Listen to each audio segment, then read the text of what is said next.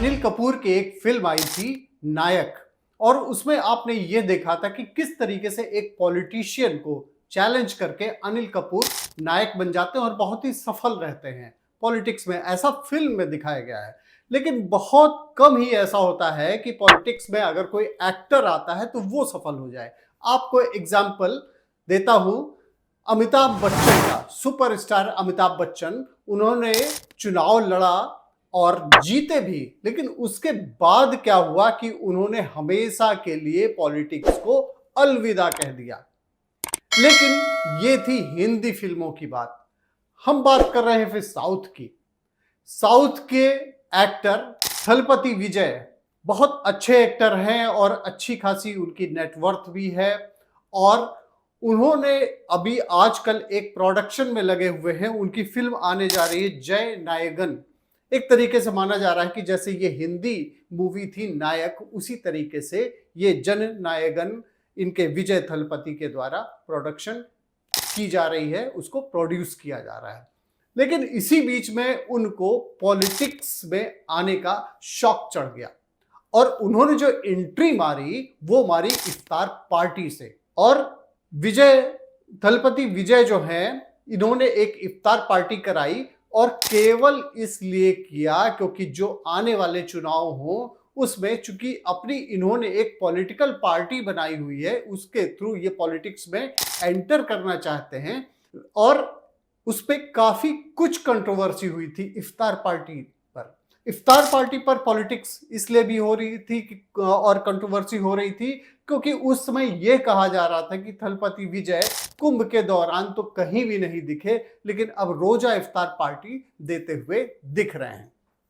तो चलिए थलपति विजय के थोड़े से बैकग्राउंड के बारे में हम बात कर लेते हैं और जो रीसेंट कंट्रोवर्सी थलपति विजय, रीसेंट कंट्रोवर्सी क्या है इसके बारे में हम बात करेंगे। तो जो रीसेंट कंट्रोवर्सी है उसमें यह है कि थलपति विजय ने जो रोजा इफ्तार पार्टी दी थी उस पर उनके खिलाफ एफआईआर दर्ज हो गई है, पुलिस कंप्लेंट फाइल हो गई है। और जिन लोगों को खुश करने के लिए उन्होंने रोजा इफ्तार पार्टी की थी, उन्हीं लोगों ने इनके खिलाफ आरोप लगाते हुए पुलिस कंप्लेंट फाइल कर दी है। और ये जो फाइल किया गया है इसमें तमिलनाडु सुन्नी जमात ने कंप्लेंट फाइल किया। उन्होंने कहा है कि उस पार्टी में जितने लोग आए थे उसमें से कई ऐसे लोग थे जिन्होंने अल्कोहल लिया हुआ था और जिनका रोजा अफ्तार से कोई भी मतलब नहीं रहता। ऐसे भी लोग आए हुए थे जिससे उनकी भावनाएं आहत हुई हैं।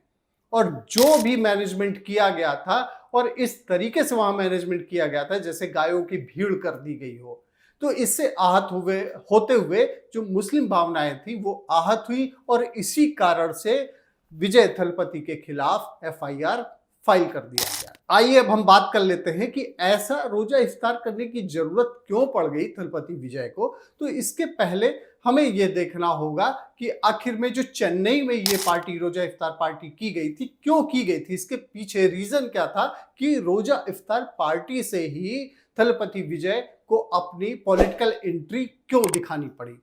देखिए सबसे बड़ी बात है, इसके पीछे आपको बैकग्राउंड समझना होगा कि वहां का जो डोमिनेंस है, जो डेमोग्राफी है, वो क्या है कि वोटर्स टर्नआउट किस तरीके से होते हैं, जिसको ध्यान में रखते हुए संभवतः ये किया गया होगा।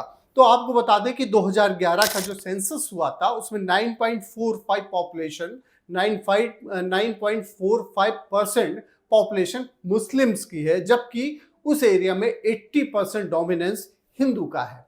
अब आप ये समझिए कि जो पॉलिटिक्स होती है वो पूरी की पूरी तुष्टीकरण पर आधारित होती है। थलपति विजय के बारे में यह भी आपको बताना चाहेंगे कि थलपति विजय नाम इनका हिंदू है और मुस्लिम से इनका कोई लेना देना नहीं। धर्म अगर इनके थलपति विजय रिलीजन की अगर बात करें तो ये रोमन कैथोलिक एक क्रिश्चियन है। यानी कि जो कुछ भी किया गया उनके द्वारा केवल वोटर्स को अपनी तरफ, मुस्लिम वोटर्स को अपीसमेंट के थ्रू अपनी तरफ लाने का था। लेकिन अब उनके खिलाफ एफआईआर दर्ज हो गई है। अब ये आइए हम बात कर लेते हैं कि इनकी नेटवर्थ के बारे में। थलपति विजय की नेटवर्थ अगर हम बातें तो इसमें साउथ के एक बड़े स्टार, सुपरस्टार में इनकी गिनती होती है।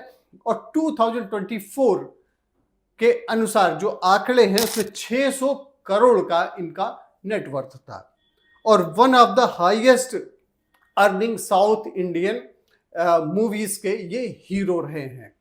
और इंडियन सिनेमा में भी अगर बड़े एक्टर्स की हम बात करें तो वहां इनकी नेटवर्थ अच्छी खासी 600 करोड़ एक अच्छी खासी नेटवर्थ मानी जाती है।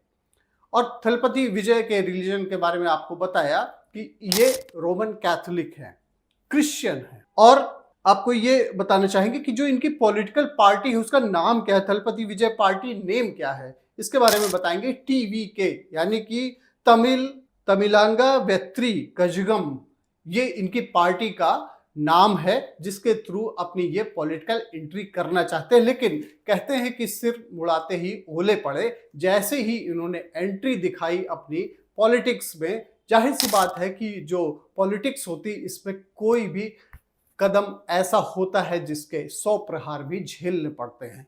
अब ये थलपति विजय को ये समझ में आना शुरू हो गया होगा कि एक्टिंग कर लेना अलग बात है, लेकिन पॉलिटिक्स में आना, क्योंकि वहां रियल एक्टिंग करनी पड़ती, वो एक अलग बात है। आने वाले समय में क्या होता है, थलपति विजय की जो पार्टी है वो कैसा परफॉर्म करती है, जिसको लेकर इन्होंने अपने जो इंटेंशन है वो शो कर दिया कि माइनॉरिटी को लेकर ही ये चलना चाहते हैं, उसी माइनॉरिटी ने इनके खिलाफ एफआईआर दर्ज करा दी। इसको कैसे बैलेंस करते हैं ये आने वाले समय में पता चलेगा। बहुत बहुत धन्यवाद आपका, आपकी खबर राजनीति देखने के लिए। और इसी तरीके से जो पॉलिटिकल स्टोरीज होंगी वो हमारे आप चैनल पॉलिटिकल आपकी खबर राजनीति पर देखते रहें। थैंक यू फॉर वॉचिंग आपकी खबर राजनीति।